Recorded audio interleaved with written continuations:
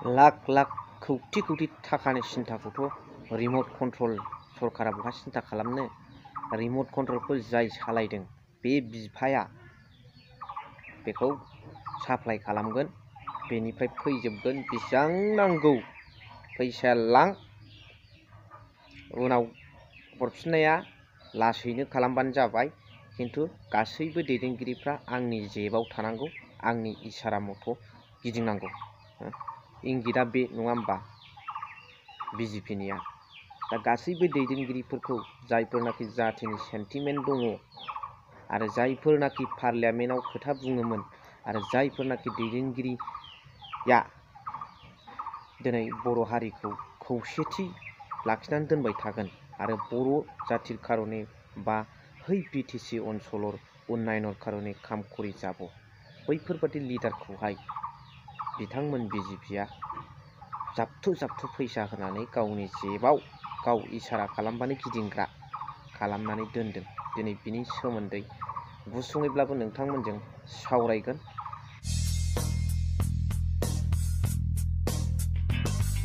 Hello everyone, one second welcome back to the channel. दिनैनि गोदान video नोंथांमोन बयखौबो गोसो गोथारै फरायदों, लोगोसे आसा खालामो इसोरनि अननायाव नोंथांमोन बयबो मोजां दं। थाखा जासिनायाथ' जोबनो गैया जाहैबाय। बेखौ नैबे भिडिअ क्लिप्सनि गेजेरजों नोंथांमोना बुजिनो मोनगोन।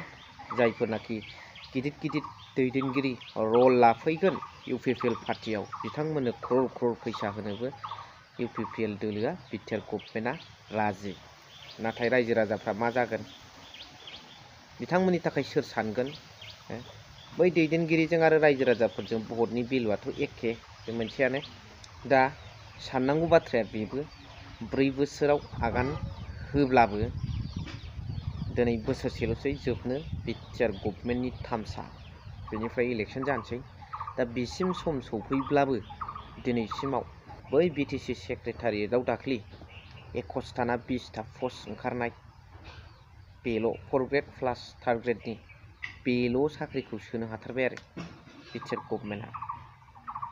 दा अब्ला भिडिअ क्लिप्सखौ नोंथांमोना नायग्रोदो। बै खाख्लारि आदा मोनानो आंखौ माबायाव इउपिपिएलआव फैदो, माल मोनगोन राया बिसोरनो। एकदम माने इउपिपिएलआव नोंसोर बायदिया लिडार जाफायनांगौ, गोदान नेतृत्व फैनांगौ होनग्राया बिसोरनो आयं आंखौ मिथिबाय। औ होमबालाय बिसोरनो दा माबाया मा होनना बुंगोन, बिल मोनगोन, एकदम माल मोनगोन होनग्राया बिसोरनो। दा नै दाखालि मैया फैसा सायाव उन्दुनाय नुवाखै होमबा माबायाव निउसाव, बिनिखि डाबल होनो नागिरदों आंनो आरो डाबल होगोन आंनो। एकदम बिराद लिडारगिरि जाफायनांगौ आरो आं इउपिपिएलआव बेबायदि। खिन्थु जों दिनै मा फैसानि थाखाय नङा, पावारनि थाखाय नङा। पावारनि थाखायब्लाबो बिटिसिखौ बासायनो थाखायसो दिनै नांदों, नङा होमबा? जों फैसानि थाखायलाय मा, आंथ' कन्ट्रेक्टार फैसा होनानै आं थिखा मावनो हायो ना आयं? दा बेबायदि नङा होमबा? हाया होमबा? आं हायोना। बिक्रम आदानोबो क्रर क्रर फैसा जासिदोंमोन, बेखौ रोखा बिथाङा ससियेल मिडियायाव होननानै लाबाय। थारैनो बिथाङा बुंबाय जेला उइथ एभिडेन्स, बिथाङा खोथा बुंग्रा हिसाबै बिथांनि बुंनाया सैथो। नेरखां खाख्लारि सारमोनानो बिथांनो थारमाने इउपिपिएलआ बै रिमट सालायग्रानि बोलोखौ लानानै, ओरैनो केन्डिडेटआबो जोंनि एनडिएसो होनखायो बिथांमोना, ओरैनो नामावल' इउपिपिएल जयन्त बसुमतारी सारा। दा बिक्रम आदानो क्रर क्रर जासिदोंमोन जाहैबाय आरो रल लाफैनांगौ होनदोंमोन। दा दैदेनगिरिफोरनो बेसेबां फैसा जासियो, नाथाय पाब्लिकफोरनो मालाबा सानफेरदों। दा बिक्रम आदाया फैसानि थाखाय नङा, गावनि निजित्थ कन्ट्राक्टारखाबो माखासे खोथाफोरखौ बिटिसिखौ बासायनो थाखाय जाखिनि 6 सिडिउलनि जेखिनि प्रिभिलेजेसफोर, बेखौ इन्जय खालामनायाव मदद होनो हिसाबैसो ओंखारदों होननानै बिथाङा बुंनानै लादों। दा एथ' गिदिर गिदिर थाखानि गाज्रि देखायोबाथ' सोरनि गोसोआ रिमोनलाङा, नङा होमबा? दिनै आदा बिक्रममोन बादि साबसे गोसो हमथानो हानो?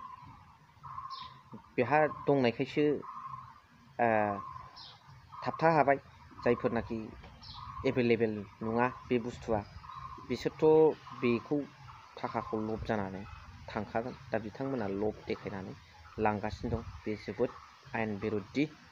आरो नैबे दा बावैसो एन्टनि नार्जारी आदामोननि जेनोखि फटक जे भाइराल जादों फैसानि सायाव उन्दुनाय बेखौथ' मोनजोबखायो फटकखौ जेबो टेनसन खालामनांगौ गैया थगायनांगौ गैया दा बिनि सायाव गोख्रै एक्सन लानो थाखाय BPFआ खावलायदों दा एक्सना लानांगौबो हमनांगौबो खालि जोंनि प्रखाखना वान साइड जाबा जानाय नङा बेफोरखौबो रायजोनि जै रायजोनि खुसिनि थाखाय जे पुलिस मिलिटारिया रायजोनि थाखायसो बयनिबो थाखायसो होननाय बादि पार्टिनि फारसेल' अर्डार मानिनानै सोलिनाय जाहाथे जाया बिथांमोनखौबो हमनो हायो बिनि थाखाय रायजो राजाफ्रा नेनानै थागोन ओमफ्राय मोनसे क्लियार पिकचार अमित शाह बिथाङा जे एसटिफोरनि सायाव जाबादि खोथा बुंदों रिजार्भेसनखौ दाननायनि मोनसे थाखो राननाय क्लासिफिकेसनखौ बे नङा जुदाखौसो बुंदोंमोन बे फेक निउससो रियेलखौ मोनफिनबाय आङो बिदि होनाखैमोन बिथाङा आं बिनि भिडिअ क्लिपखौ होथ'ला जाय हक बे नङामोन आरो बेनि भिडिअखौ आं लाबोला बेखौ एडिट खालामनायसो दा जोबनायाव रायजो राजाफ्रा मा सानदों कमेन्ट्सनि गेजेरजों फोरमायहरबानो जाबाय स' दिनैनि भिडिअखौ एसेखिनियावनो फोजोबबाय थेंक इउ भेरि माच फर वाचिं लाभ इउ